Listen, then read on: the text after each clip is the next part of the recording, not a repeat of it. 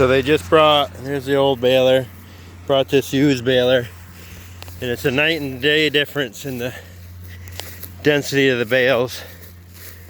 My other bales, you can literally shove your hand 5-6 inches into the bale. And these ones, that one's a little soft.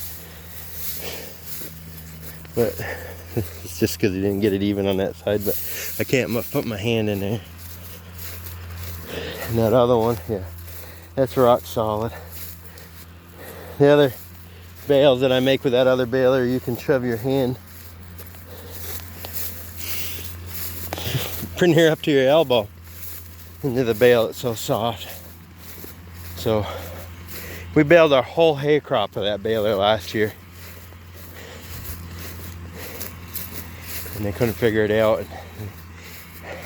He's thinking it's the lift cylinder, so we'll see. But I bet there's twice as much hay in those bales as the ones we've been making.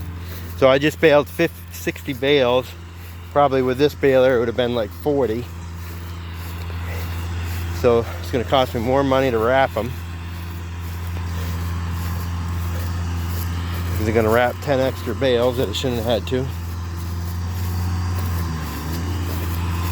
Anyways, at least we can keep going and not have crappy bales anymore.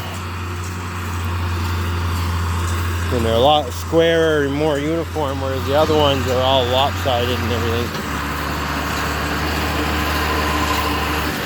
So at least we can keep going.